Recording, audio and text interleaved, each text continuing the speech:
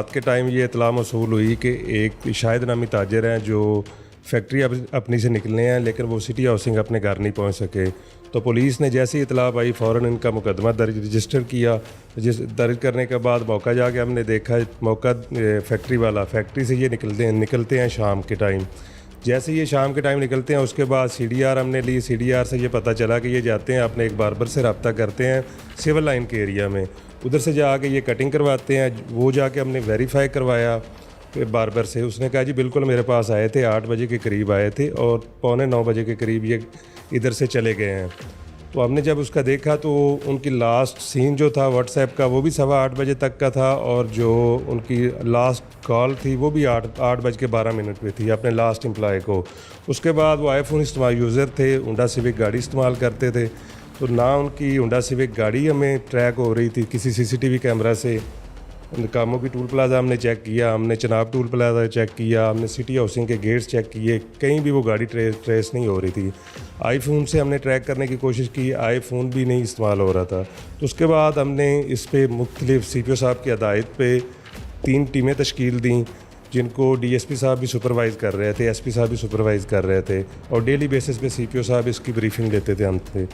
तो हमने उसको स्टेप बाय स्टेप ट्रैक करना शुरू कर दिया। जैसे जब वो निकलते हैं बार्बर की शॉप से, उसके बाद वो जिधर उनकी गाड़ी जा रही है, तो हमें पता चला कि गाड़ी जो जा रही है वो आगे अपने सही रूट पे नहीं जा रही। वो गाड़ी एक वीरान सा रास्ता है, उसी पे 1 घंटा पूरा लेफ़्ट राइट जो है वो घूम रही है। तो हमें ये शक हुआ कि ये नॉर्मल रूटीन में नहीं है, इसमें कुछ ना कुछ हो सकता है। तो हमने उस एरिया की जियो फेंसिंग की, हमने उसे उधर जो है वो ह्यूमन इंटेलिजेंस गैदर की, स्टेप बाय स्टेप CCTV हमने चेक की। CCTV चेक करने से हमें पता चला कि गाड़ी रुक रही है, और कुछ अननोन बंदे भी गाड़ी में हमें नज़र आए CCTV में। तो उसके बाद हमने जितने भी इनके रिलेटिव थे, इसके अलावा बाकी जो दोस्त थे, वो हमने उनका तफसीली इंटरव्यू करना शुरू किया, उनके CDRs का डाटा लिया। तो CDRs का जब डाटा लिया तो उसमें हमें हैरानकुन तौर पर कुछ बंदों की जो है वो ये मुलजमान की लोकेशन भी उसी जगह पे मौसूल हुई। ये अगवा की FIR पे पुलिस वर्क कर रही है, अभी सिर्फ अगवा है? जी बिल्कुल जी, ये अभी सिर्फ अगवा है। एक ताजर था, वो पूरे चैम्बर की तरफ से तशवीश थी, तो CPO साहब इस पर बड़ी सख्ती से नोटिस लिया हुआ था। तो हम सिर्फ अगवा जो ताजर था, अभी तक उसका कोई पता नहीं चल रहा था 8:15 बजे के बाद कि वो किधर गए हैं। तो हम अगवा वाले मामले पे ही तफ्तीश कर रहे थे। तो जब हमने लोकेशन ली उसके बाद हमें पता चला कि इसमें कुछ ना कुछ गलत हो रहा है, क्योंकि कुछ और बंदों की लोकेशन भी मुलजमान की उसी जगह पे थी। तो उसके बाद हमने मुलजमान को ट्रैक करना शुरू किया। मुलजमान जो लाहौर का था, उमर नामी बंदा, तो पता चला कि उसने जो वकूए के टाइम नंबर इस्तेमाल करता था, वो नंबर भी अपना चेंज कर चुका है, और अपना घर जो है वो घर भी चेंज कर चुका है लाहौर में। उमर तक CCTV कैमरों की मदद से पहुंचे, कैसे पता लगा उमर का? हमने जब इसको फ़रा की लोकेशन, जो उसकी भाभी थी मगवी की, उसकी लोकेशन हमने चेक की, उसका CDR चेक किया, तो उमर नामी एक आदमी के साथ उसका बड़ा रब्ता था। तो हमने उसका मोबाइल भी चेक किया, तो मोबाइल में उनकी इकट्ठी तस्वीरें थी, जिसको ये क्लेम करती थी फ़रा बीबी कि वो मेरे खामिद हैं, मैंने निकाह किया हुआ है उनको। तो हमने उनका नंबर हासिल करके उनका डाटा लिया, तो वो भी उसी जगह पे लाहौर नहीं थे बल्कि गुजरांवाला पे, जिस जगह पे गाड़ी जो है वो गुम हो रही है, उसी जगह पे पाए जा रहे थे। तो उसके बाद हमें तशवीश हुई। तो जब हमने उसका डाटा लिया उनके नंबर का, तो वो नंबर जो है वो बंद मतलब जो है वकूए के बाद बंद आ रहा था नंबर। तो इस पर हमें ज़्यादा जो है वो ताज्जुब हुआ कि क्यों नंबर बंद किया है। तो हमने अपने तौर पे उसका घर का एड्रेस पता करवाया, घर से चेक किया, तो पता चला कि वो घर भी अपना चेंज कर चुके हैं। तो उसके बाद जी हमने ये सारे जो करैक्टर थे जो हमें डाटा से और ह्यूमन इंटेलिजेंस से पता चले, उन सब को हमने पकड़ा है जी। पकड़ के तो वो उन्होंने अपना इकरार किया कि हमने उसी रात को जैसे ही वो बार्बर शॉप से निकला है, हम उसकी गाड़ी में बैठ गए हैं। ये उमर और शहबाज ये बैठ गए हैं, फ़रा जो थी ये अपनी गाड़ी में थी। तो उसके बाद ही उन्होंने जो है वो 1 घंटे के अंदर अंदर उसको मर्डर कर दिया है। मर्डर करने के बाद ये फ़रा जो है ये मास्टर सिटी में इसका रिहाइश है। तो इनका ऑलरेडी प्लान ये बना हुआ था, दिन टाइम भी ये इकट्ठे थे वकूआ से पहले भी, कि जब हम इसको मार देंगे, मारने के बाद उसकी डेड बॉडी जो है वो बिल्कुल मलिका उसके घर के साथ एक अंडर कंस्ट्रक्शन घर था, उसी में रात के वक्त हम उसको छुपा देंगे ताकि किसी को पता नहीं चलेगा। तो मुलज़म इन्होंने वकूआ करने के बाद, मारने के बाद मास्टर सिटी ये गए हैं, उधर जाके इन्होंने डेड बॉडी जो है वो उसकी तदफीन कर दी है। और गाड़ी का जो शायद की गाड़ी होंडा सिविक थी उसका नंबर इन्होंने चेंज किया है। नंबर चेंज करने के बाद ये उमर जो है ये लाहौर लेके चला गया गाड़ी को, और ये मुख्तलिफ पार्किंग प्लाजाज में नंबर चेंज करके उसको 10-10 दिन के लिए खड़ा करता रहा है। तो अल्हम्दुलिल्लाह ये तीनों मुलजमान जो हैं ये ट्रेस भी हो गए हैं, पकड़े भी गए हैं, और इन्होंने अपना वकूए का इकरार भी कर लिया है कि ये घिनौना जुर्म इन्होंने किया है, और अल्हम्दुलिल्लाह गाड़ी भी जो है वो भी ट्रेस करके मालकान के हवाले कर दी गई है। तो ज़ुबैर साहब, हमारी मुलजमान से तफसीली बात हुई, जो मरकज़ी किरदार है इस कत्ल केस का, जिसका लाहौर से ताल्लुक़ है और जो कहता है कि उसने फ़रा के साथ शादी कर रखी थी, उमर नाम है उसका, वो कहता है कि ये कत्ल की वारदात इस तरह से हुई है कि पहले उसने उसे गन पॉइंट पर यरगमाल बनाया मकतूल शाहिद को, और उसके बाद वो उसे रेलवे स्टेशन वाली साइड पर ले गया है।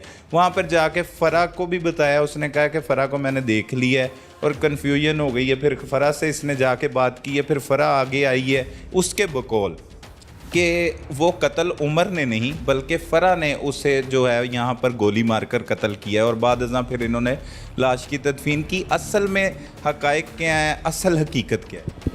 हकीकत ये है जी, ये फ़रा और उमर इन दोनों की मेन प्लान था। इन्होंने प्लान किया ताकि हम इसको मार के उसकी जो भी प्रॉपर्टी है और हमारी जो भी प्रॉपर्टी है जिसमें ये रुकावट है तो वो प्रॉपर्टी अपनी हथिया लेंगे। तो उन्होंने ये प्लान किया उसको मारने का। इनको ऑलरेडी पता था कि वो जुमेरात वाले दिन जुमेरात को वो बार्बर शॉप उसी पे ही आते हैं और इस टाइम पे आते हैं। तो ऑलरेडी इन्होंने शातिर थे मुलज़म, इन्होंने किसी नंबर पे रब्ता नहीं किया बल्कि एक और मुलज़म को साथ मिलाया ताकि मारने के बाद उसकी बॉडी को डिस्पोज करने के लिए किसी और बंदे की भी ज़रूरत होती है। तो तकरीबन ये 1 घंटा वेट करते रहे। वेट करने के बाद जब वो आया मगवी और अंदर चला गया बार्बर शॉप में, तो ये दोनों उमर और शहबाज ये फ़रा की गाड़ी से उतर के ये बिल्कुल पास खड़े हो गए हैं उसकी गाड़ी के। इस इधर वो बयान देता है उमर कि सिर्फ वो गया है और उसने असला के ज़ोर पर उसे गन पॉइंट पर कहा है कि गाड़ी चलाओ मकतूल को, और फ़रा और जो शहबाज है वो एक गाड़ी में पीछे मौजूद थे, फ़रा की गाड़ी। मुलज़म अब जो मर्ज़ी के हैं, लेकिन हक़ाइक़ यही हैं कि ये दोनों गए हैं गाड़ी में जाके। जैसे ही वो अपने बार्बर शॉप से निकला है, गाड़ी अनलॉक करके मगवी बैठा है, तो ये दोनों उधर बैठ गए हैं। तो गन पॉइंट में इन्होंने उसको हॉस्टेज बनाया है, बना के फिर इन्होंने उसको कत्ल कर दिया है। कत्ल करने के बाद ये तीनों शामिल थे और इन्होंने फिर उसकी बॉडी को उधर जाकर डिस्पोज किया है। और फिर मुलजिम ये भी कहता है उमर के फ़रा ने अपने बंदे से तलाक ले रखी थी और 1 साल पहले इसके साथ निकाह कर लिया था। ये ऐसे कोई हक़ाइक़ हैं आपके पास या इसमें कोई सदाकत है ऐसी बात? नहीं, हमने जी पूरा इसको जब हम मगवी को तलाश करते रहे तो हम बिल्कुल डिटेल से इनकी फैमिलीज़ का इंटरव्यू करते रहे। हमने आज़म जो इसका फ़रा का खामिंद है उसका भी इंटरव्यू किया है, फ़रा का भी इंटरव्यू करते हैं। तो तलाक वाली बात किसी इंटेरोगेशन में इन्होंने नहीं की, बल्कि ये कहते रहे कि आज़म ही मेरा खामिंद है, फ़रा का बयान था।